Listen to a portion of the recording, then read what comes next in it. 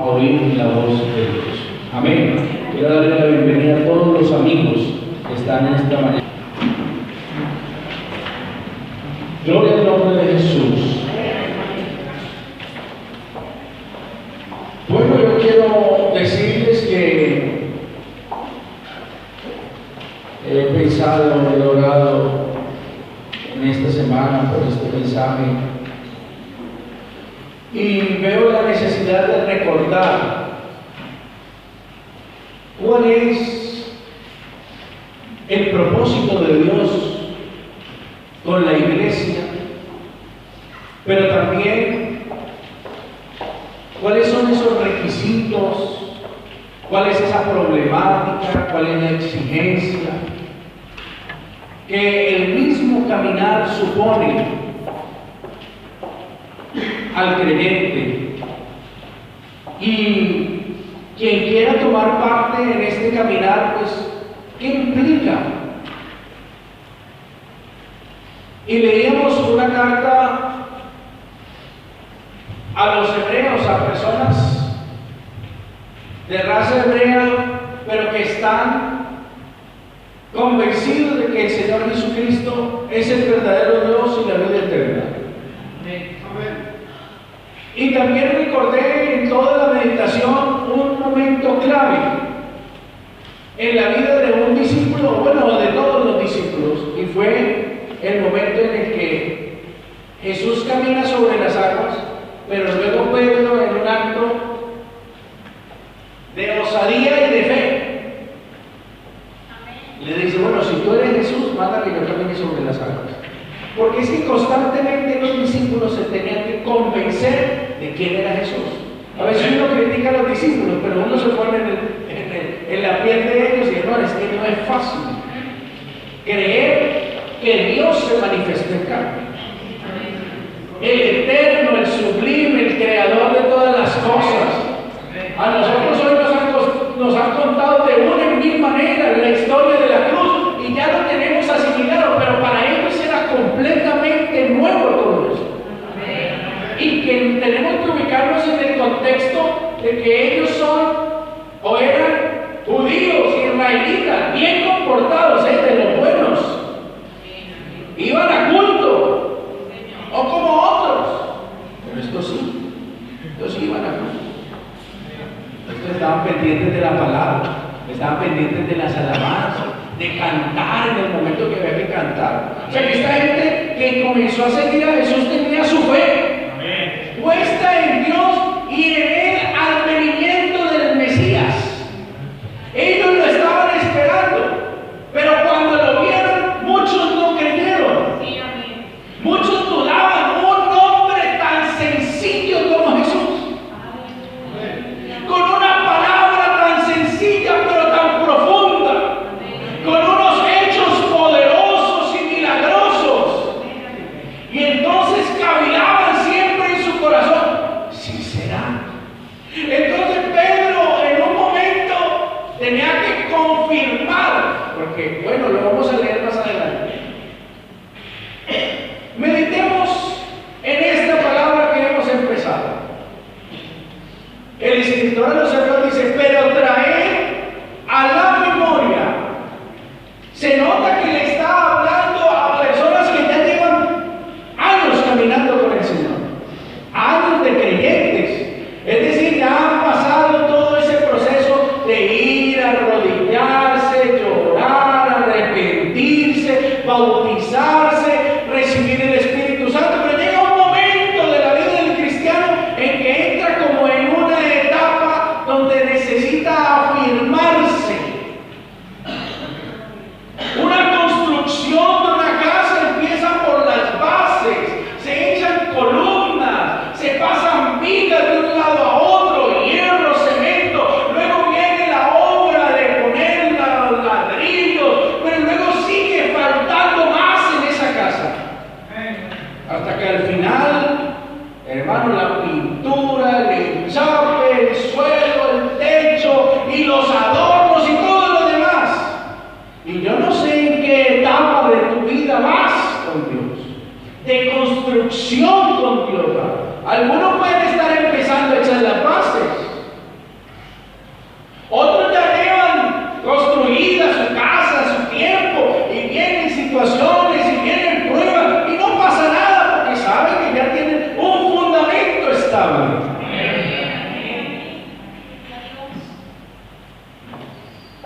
Pero hay que traer a la memoria, dice el escritor.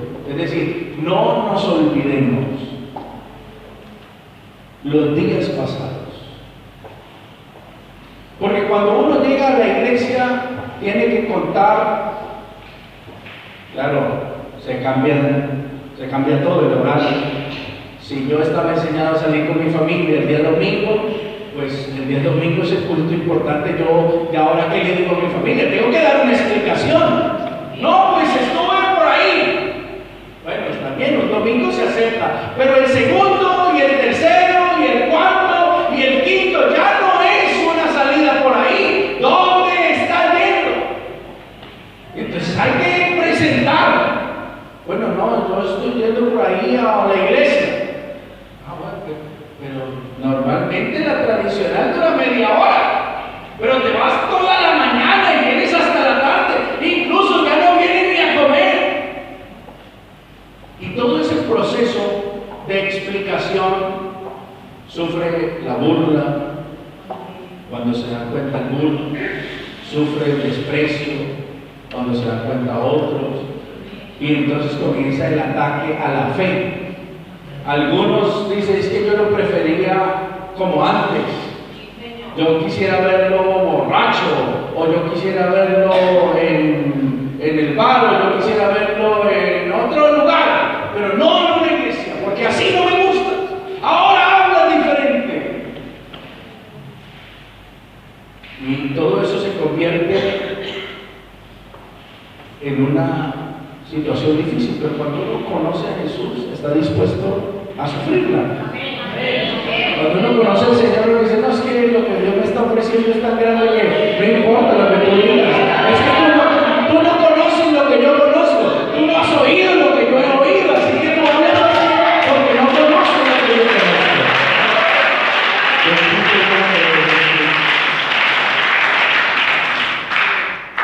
Dice el escritor de los Hebreos, dice, sostuvisteis gran combate de padecimientos.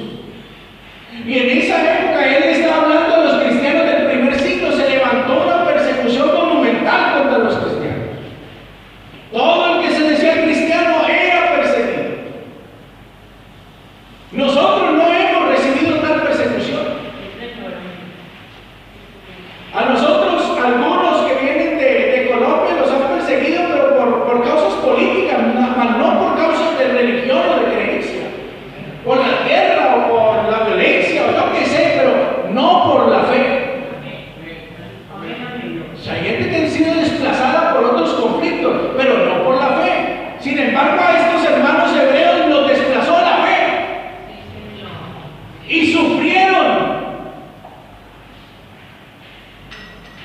Dice, después de haber sido iluminados, sostuviste gran combate de padecimientos. Por una parte, ciertamente con vituperios y tribulaciones fuisteis hechos espectáculo. No llega usted a la casa y se equivoca en algo. ¡Ah! ¡La cristiana! De una vez le sacan la burla, le sacan el chiste, le sacan todo por una equivocación. Y uno luchando por creer y otro luchando para que no crean. Entonces eso se vuelve un combate. Sí. No a puño limpio, porque que está combatiendo a puño limpio no se ha convertido todavía. Le falta un poquito. Porque si hay algo que Jesús recalca mucho en su enseñanza es bienaventurados los pacificadores. Amén. Amén. Amén. Pacificadores en el hogar, pacificadores en el trabajo, pacificadores en la escuela, pacificadores. Amén. Porque la blanda respuesta quita la ira, mas la palabra áspera hace subir el furor. Amén. Es una enseñanza bíblica a través de toda la escritura. Bueno, muchos de estos tenían genio y tenían así su pronto y su chispa, como algunos aquí. Pero cuando uno conoce al Señor, le toca aparcar eso y decir, Dios, defiéndeme. ¿Cierto? Y más cuando esté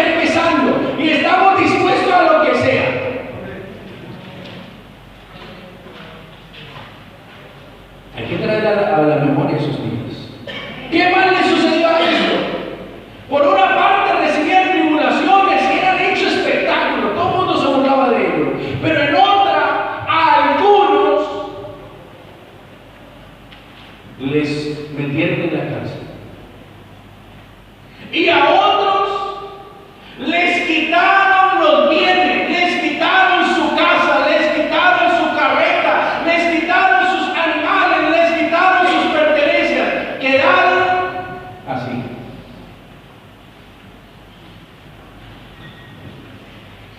Pero me llama la atención lo que dice el autor, el escritor sagrado, dice: el despojo de vuestros bienes sufristeis con gozo.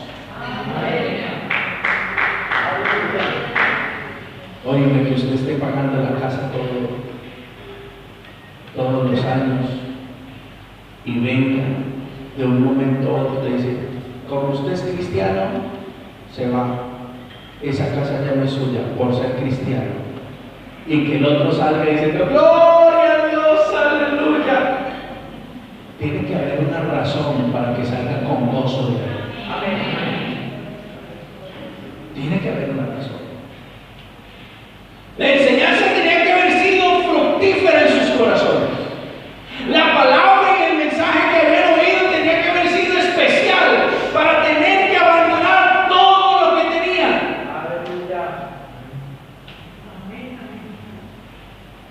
Una oposición severa, insultos, verdaderas amenazas, golpes, puestos en ridículo públicamente.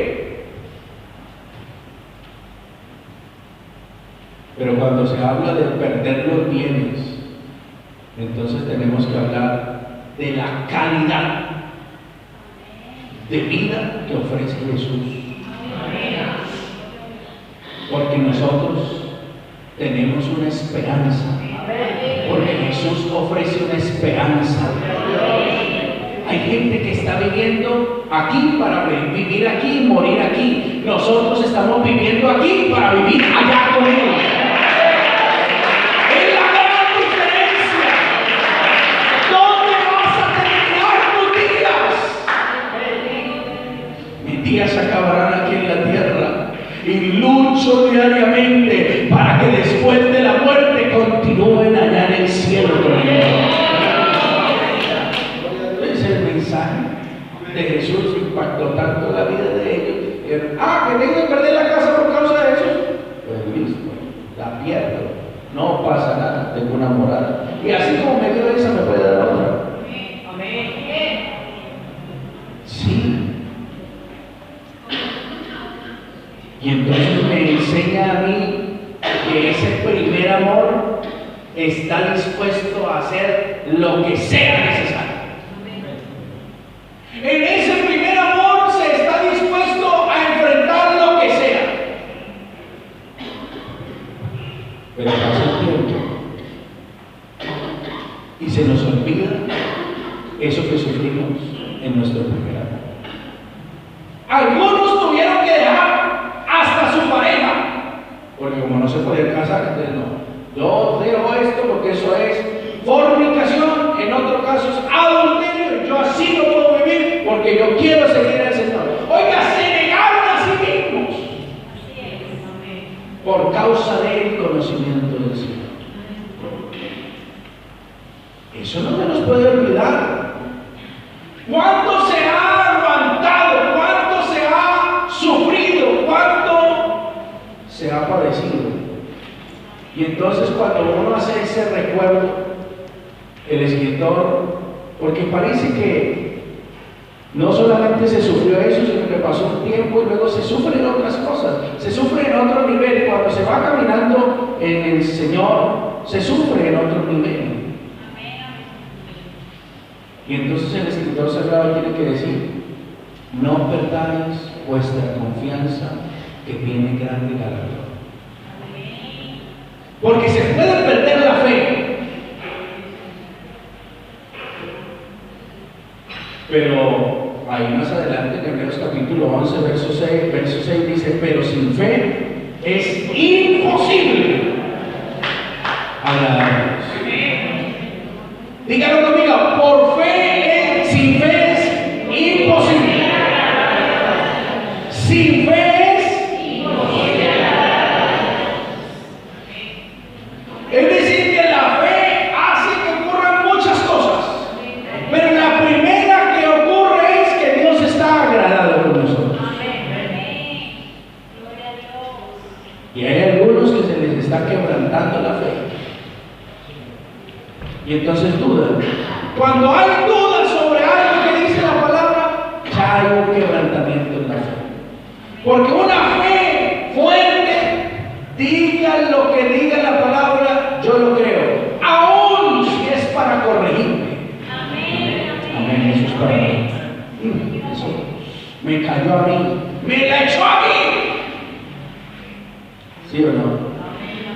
Pero cuando hace, hermanito, reciba la palabra que eso es para usted. Cuando se tiene la fe así como,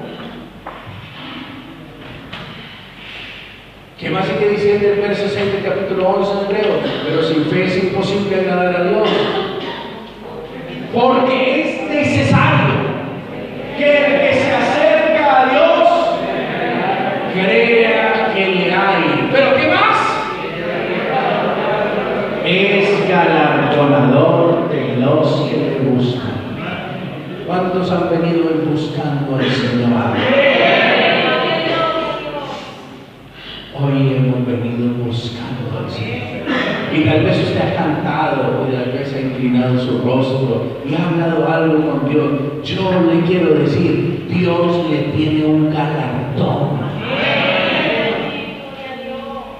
por buscarlo. Hermano, nosotros no podemos pasar por alto la palabra de Dios.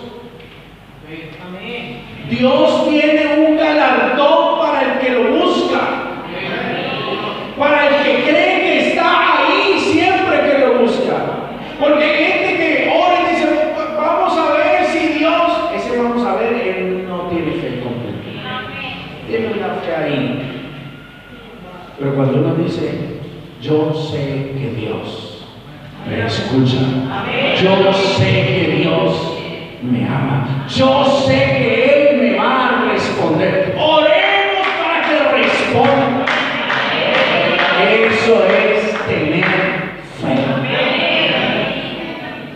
Mire, por favor, vamos a aterrizar nuestra vida y nuestro pensamiento a la Escritura. Porque se piensa que aquí estamos todos por amiguismo. Porque soy amigo de fulano, de sutano, del perencejo. Y estás muy equivocado si piensas así. Aquí estamos por fe. Por fe en la palabra, por fe en Jesucristo, por fe.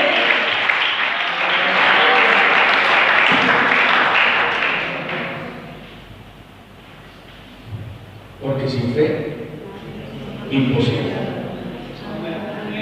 Porque sin fe, imposible agradar a Dios. Amén. Déjame una mosquita.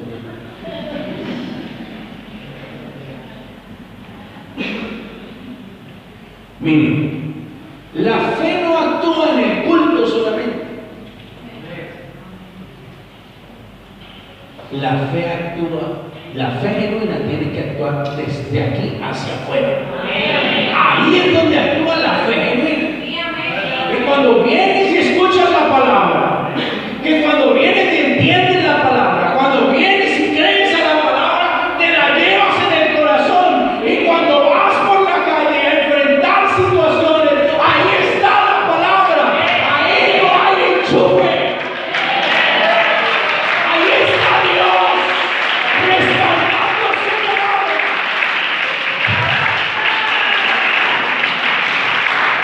¡Aleluya!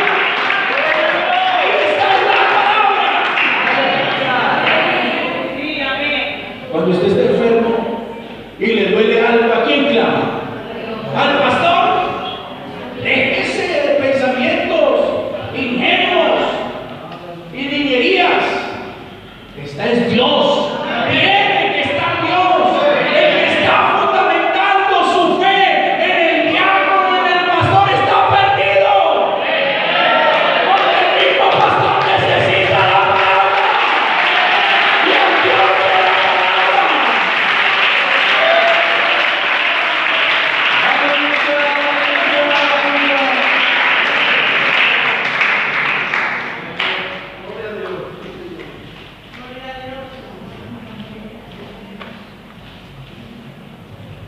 Esto habla de perseverar.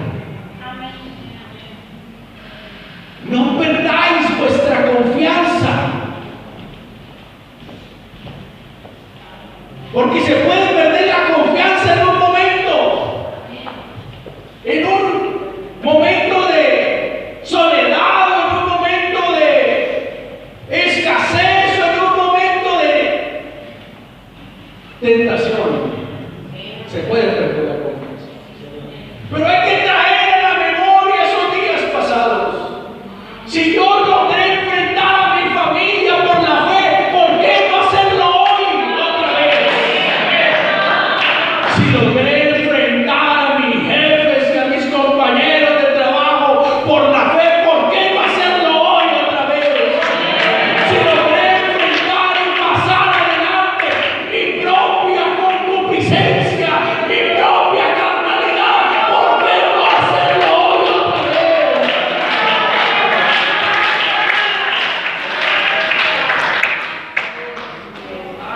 Son pruebas espontáneas y heroicas. Porque hermano, esto tiene que ser como el coche. Tiene que pasar la ITV. Su vida y la mía, espiritualmente hablando, tiene que pasar la ITV. Tiene que pasar una revisión.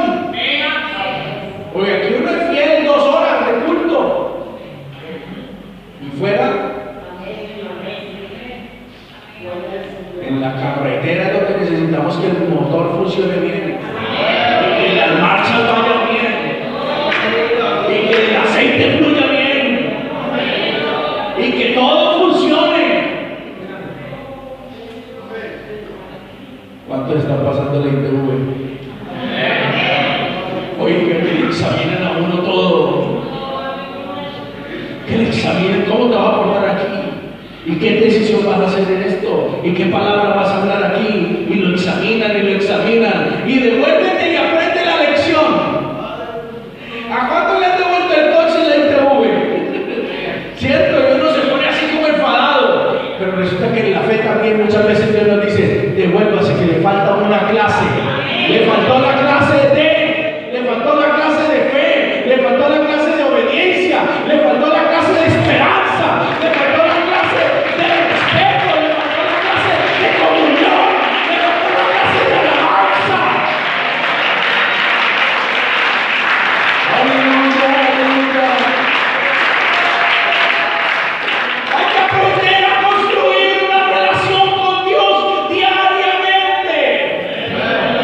No esperar a que llegue el domingo para poder arrodillarme, no esperar a que llegue el día de culto para poder cantar una alabanza, no.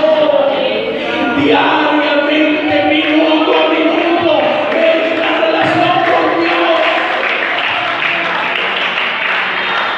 Necesitamos que se levante una iglesia que sepa lo que es permanecer fieles a Dios.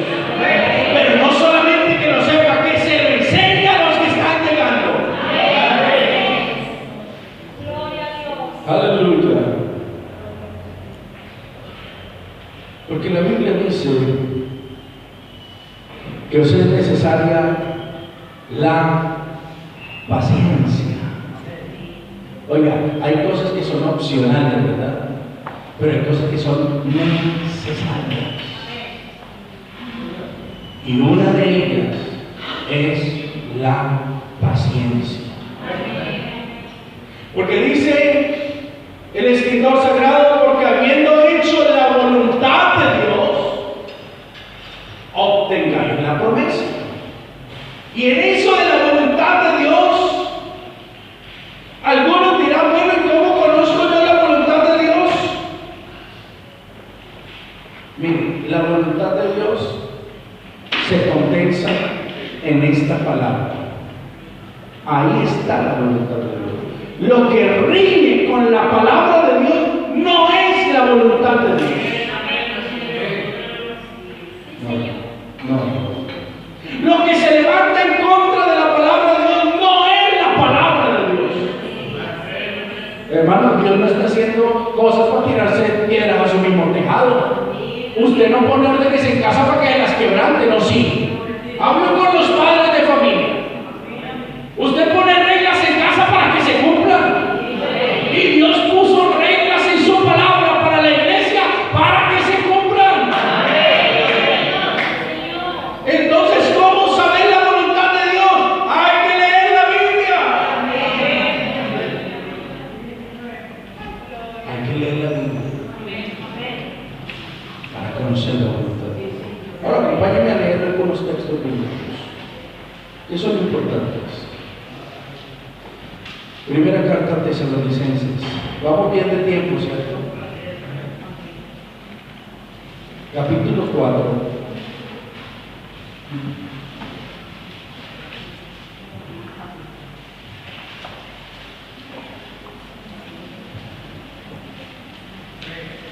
Vamos a leer desde el 1 hasta el 4, hasta el 35. Por lo demás, Tesalonicenses, primera carta a los Tesalonicenses, capítulo 4, versos 1 al 3. ¿Están?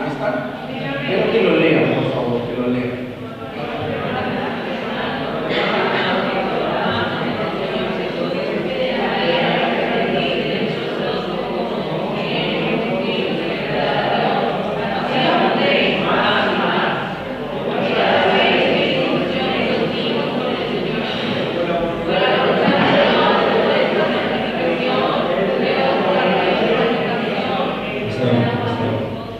Pues la voluntad de Dios esto es a partir de Dios.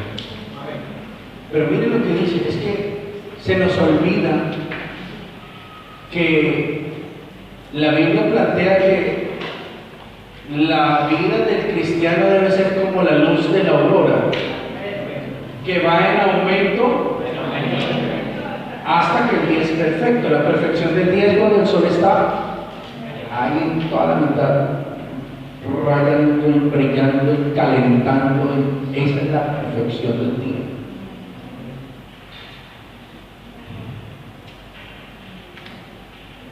Os rogamos y exhortamos en el Señor Jesús. Este ruego no se le puede dar a uno que no esté en el Señor Jesús. ¿Cómo le dice usted a uno que no esté en el Señor Jesús que se aparte de fornicación? No, tiene que estar en el Señor. Amén.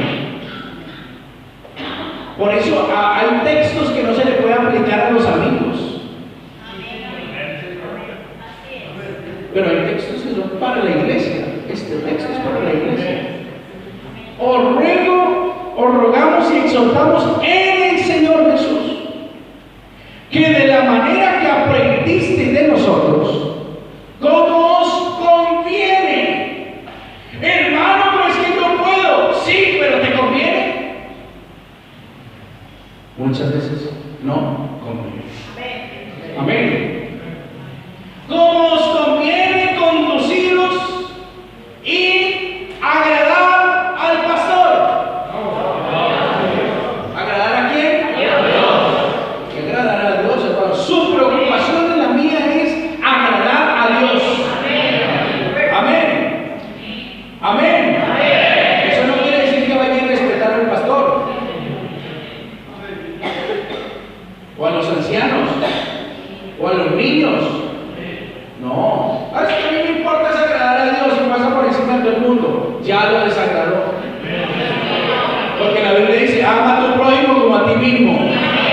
Este es el primer mandamiento. Amén. Y así abundéis como más y más. Más y más. Hay algunos que llegan a un momento y ¡ay, yo ya soy presidente joven! Y ahí se quedaron. ¡Ay, vaya neta! No, bonita, pero eso es todo en la vida cristiana.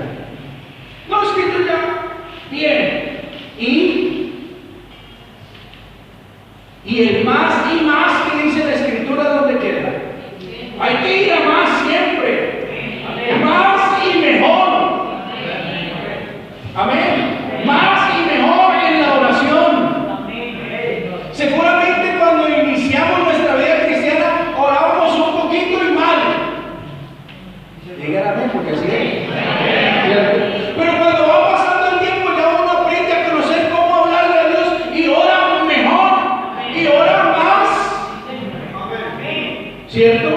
Pero quien pasa el tiempo y sigue con el mismo nivel, pues no está yendo a más. De igual manera el estudio de la palabra, al principio nos quedamos dormidos, pero ahora tiene que ir más y mejor.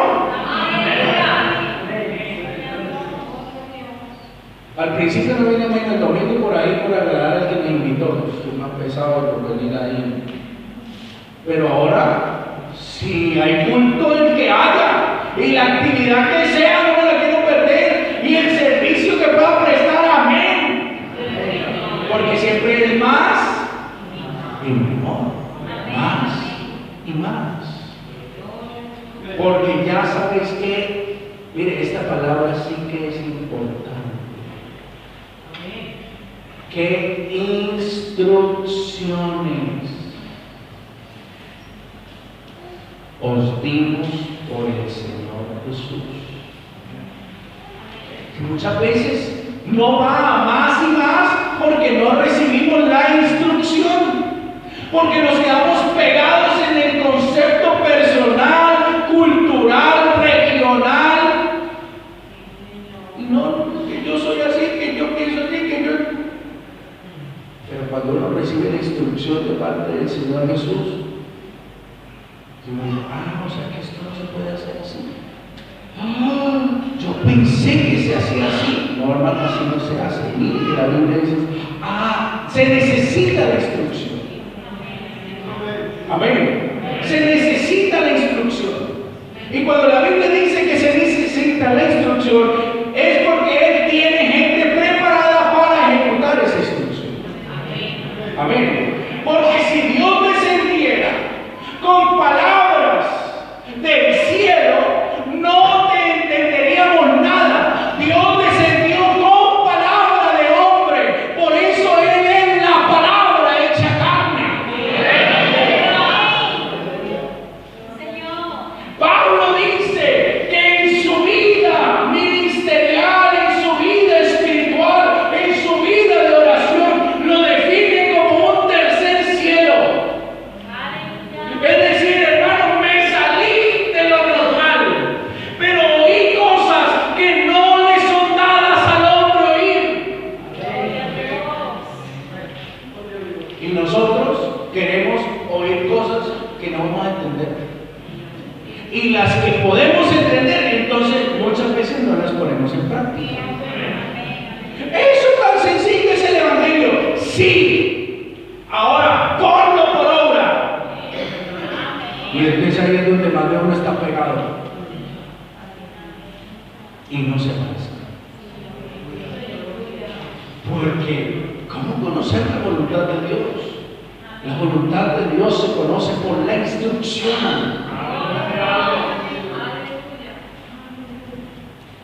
Que os apartéis de fornicación.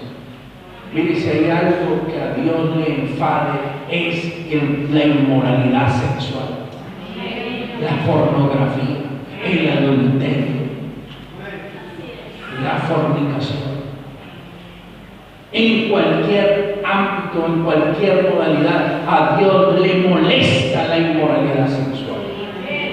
Tiene muchas ganas de tener sexo, cásese. Pero eso sí, con todos los juguetes míos, que tiene que pagar alquiler, tiene que pagar agua, pagar luz, pagar teléfono y todo. Y si no, conságrese a Dios y déjese de fornicar. Esa es la voluntad de Dios. ¿Qué quiere que le diga? Y así como está viviendo está bien y que va a ir al cielo. No, así no es. Si no, sería un mentiroso prometiéndole algo. La Biblia lo dice. La voluntad de Dios es que os apartéis de fornicación, que cada uno de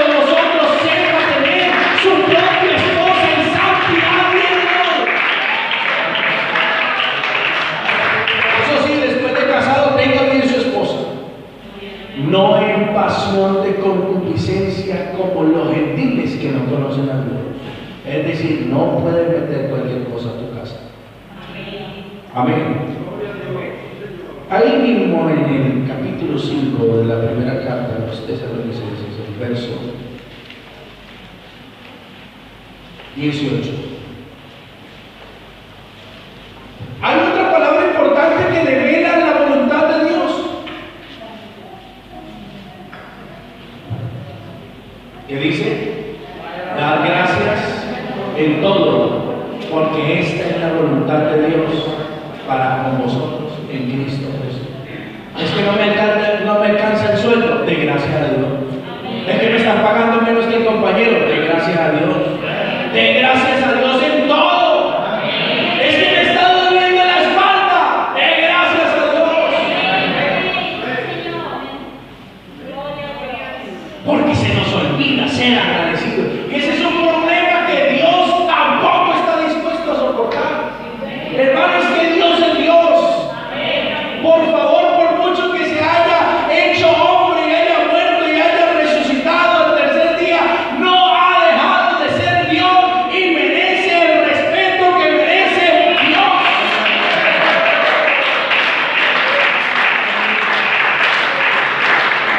Ay, es que Dios me entiende. ¿Me entiende? Hay que aprender a respetar a Dios.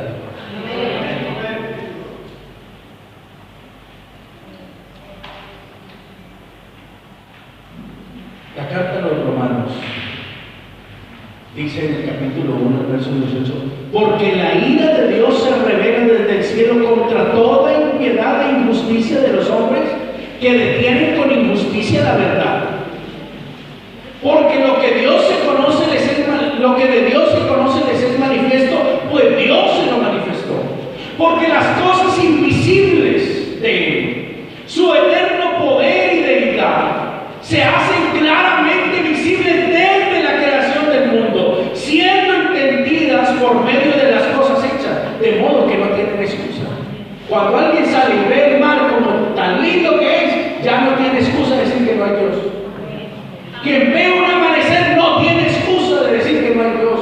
Quien se analiza su propio cuerpo y en algún momento se acerca al espejo y comienza a ver cómo su ojo se contrae, se abre, se cierra, tiene que decir, uy, esta maravilla, esto lo tiene que haber hecho alguien. Dios. No tiene excusa nadie que contemple la naturaleza y lo creado que no hay Dios. No hay excusa. Pero miren lo que sucede. Pues habiendo conocido a Dios, no le glorificaron como a Dios, ni le dieron ¿qué? Gracias. Sino que se parecieron en sus razonamientos. Y siempre hay una excusa para no darle gracias a Dios.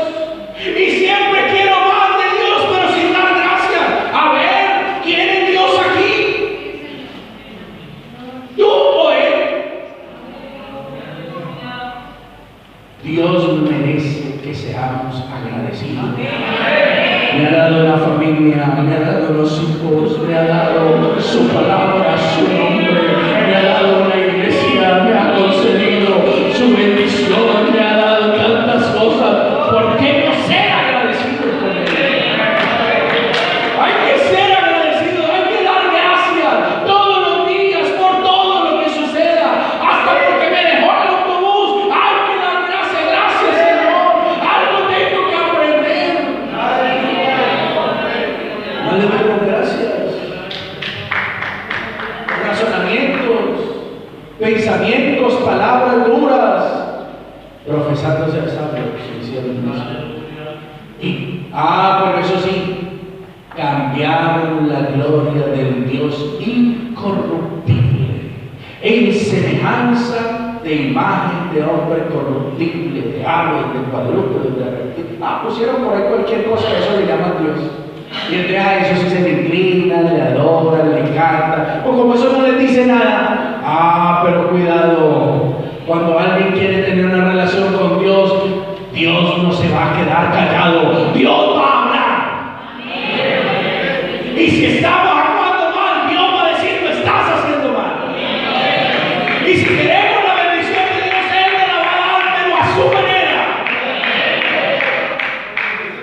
Si tú lo que quieres es otro tipo de Dios, constrúyete uno. Pero el Dios que yo predico y el Dios de la palabra siempre habla, siempre habla. No se queda callado. Él habla, habla, habla.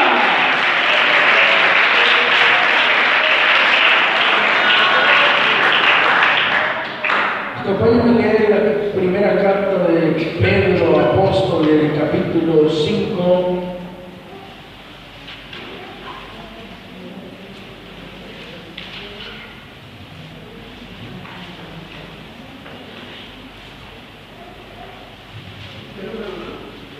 Primera de Pedro, capítulo 2.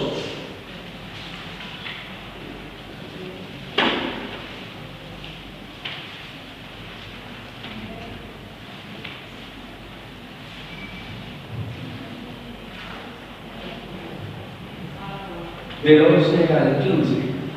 Amados, yo os ruego como extranjeros y peregrinos que os abstengáis de los deseos carnales que batallan contra el alma. ¿Alguien tiene lucha? Bueno, manteniendo buena vuestra manera de vivir entre los gentiles, para que en lo que murmuran de vosotros como de malhechores, glorifiquen a Dios en el día de la visitación al considerar vuestras buenas obras. Por causa del Señor. Es que a mí no me gusta. Por causa del Señor. A veces uno tiene que hacer cosas por el Señor, por el Evangelio. Por causa del Señor, someteos a toda institución humana, ya sea al rey como superior. Oiga, hermano, si este país es monárquico, hay que respetar al rey. Por causa del Señor. Amén. Y hay que orar por el rey. Si usted va a la República Francesa, hay el presidente, hay que respetar al presidente. Ya no hay rey. Amén.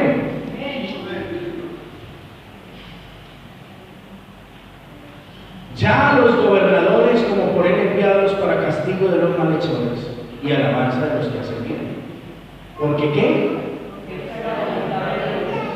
Porque esta es la voluntad de Dios.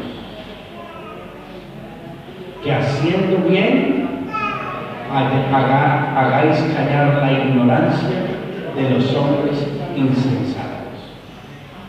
Como libres, pero no como los que tienen la libertad como pretexto para hacer lo malo, sino como ¿qué? No, es que a mí nadie me tiene por qué decir nada. Va mal. Va mal. Porque está usando la libertad para hacer lo que quiere. Y está mal. No uses tu libertad como pretexto para hacer lo que amén. Es que yo soy libre. En esa libertad, como pretexto para hacer lo malo, serás como cual ave que corre hacia la red. Porque como no escuchaste la instrucción, te vas directo a la red y caerás preso. Ese es un problema de no oír la instrucción. Amén.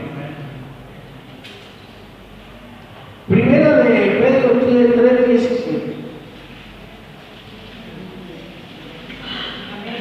No reduzca la voluntad de Dios a un cancelazo. Eso no es la voluntad de Dios. La voluntad de Dios se tiene que descubrir de una manera más profunda. Amén. 3:17.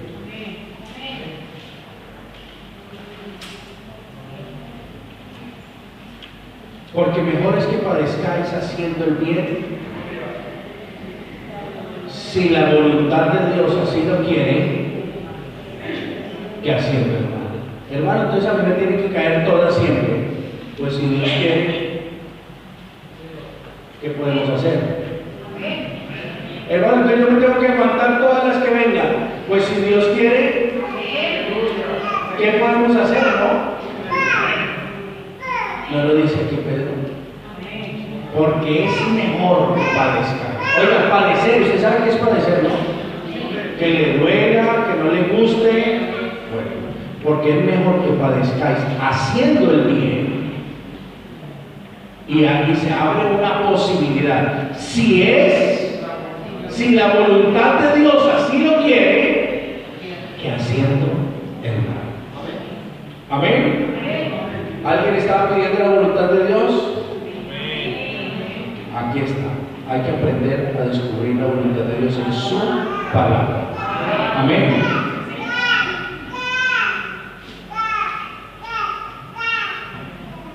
Sigamos ahí en el verso 4, el capítulo 4, verso 1 y 2. Primera de Pedro, capítulo 4. Puesto que Cristo ha padecido por nosotros en la carne, vosotros también armados del mismo pensamiento, pues quien ha padecido en la carne terminó con el pecado, para no vivir el tiempo que resta en la carne, conforme a las concupiscencias de los hombres, sino que... Y luego tiene que escribir el apóstol Pedro: baste ya el tiempo pasado para haber hecho lo que agrada a los gentiles, andando en las sillas, concupiscencias, embriagueces, orgías, disipación y abominables idolatrías. A esto les parece cosa extraña que vosotros no corráis con ellos en el mismo desenfreno de disolución y os ultrajan, pero ellos darán cuenta al que está preparado para juzgar a los vivos y a los muertos, porque por eso esto también ha sido predicado el evangelio de los muertos, para que sean juzgados en carne según los hombres, pero vivan en espíritu según Dios. Y quiero ir terminando con lo que le sucedió a Pedro. Mateo capítulo 14.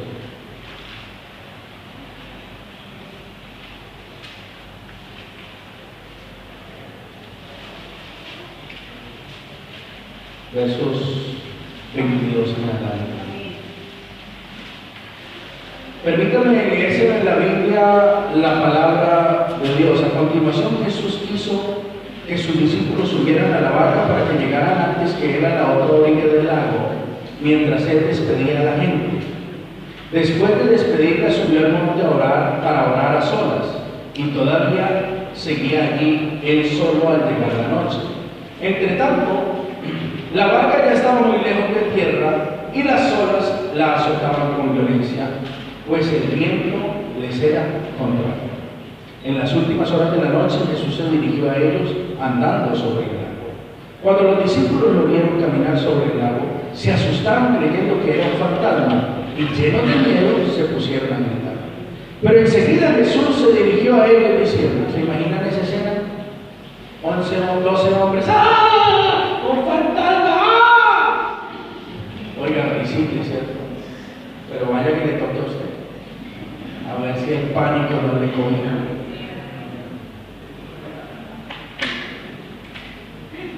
Pero enseguida Jesús se dirigió a ellos diciendo, tranquilizaos, yo soy, no tengáis miedo. Entonces Pedro contestó, Señor, si eres tú, manda que yo vaya hasta aquí caminando sobre el agua. Y Jesús, sin ningún problema, le dijo, ven. Pedro saltó de la barca y echó a andar sobre el agua para ir hacia Jesús. Pero al sentir la violencia del viento, se asustó y como vio que comenzaba a hundirse, gritó, Señor, sálvame. Jesús, teniéndole enseguida de la mano, lo sujetó y le dijo, ¿qué debes tener?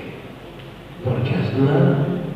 Luego subieron a la barca y el viento cesó, y los que estaban a bordo se postraron ante Jesús exclamando, verdaderamente tú eres el Hijo de Dios. Hay algunos que nos hemos bajado de la barca y hemos comenzado a caminar sobre las aguas, pero nos ha fallado la fe. Y tienen algunos el agua aquí,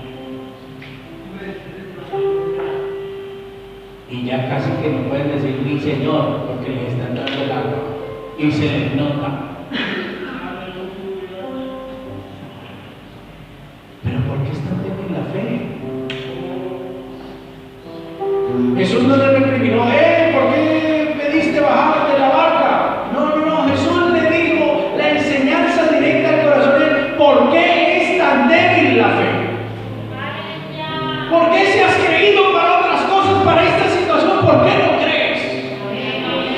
Con la sinceridad y con el empuje y con el ímpetu que deberías creer. Pero me llama la atención que Jesús no está lejos de Pedro. Está tan cerca de Pedro que tiene que extender su mano y tomarlo.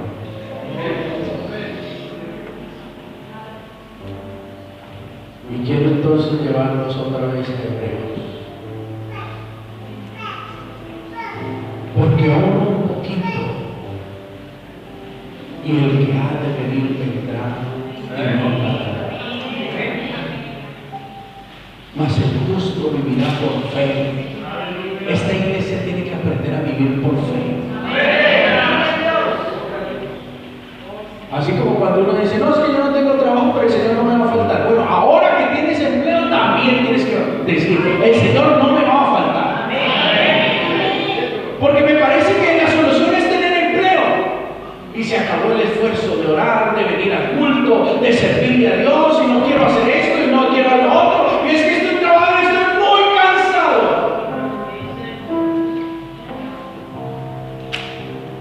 Y cuando estabas sin empleo, ¿qué le dijiste al Señor? Que te dieron empleo para esto, para lo otro, hiciste pacto con Dios y Dios ha sido fiel, y ahora que Dios ha sido fiel, entonces se te ha olvidado la palabra. El justo vivirá por fe. ¿Tienes empleo? Voy a seguir viviendo por fe. Dios proveerá. No tengo empleo, Dios proveerá. Tengo empleo, le voy a servir a Dios. No tengo empleo, le voy a servir a Dios. Porque hay algo que Dios revela en su palabra. Dice: mas el justo vivirá por fe, y si retrocediere no agradará a mi alma. Y parece que Dios se desagrada con alguien que está pensando en dar pasos atrás en la fe. No agradará a mi alma. Es que yo quiero agradar a Dios. Pues no lo estás haciendo pensando en devolverte. Pero el escritor a nosotros nos tiene que decir algo: nosotros no somos de los que retroceden para perdición, sino de los que tienen fe para la preservación de la alma. Pónganse de pie, por favor.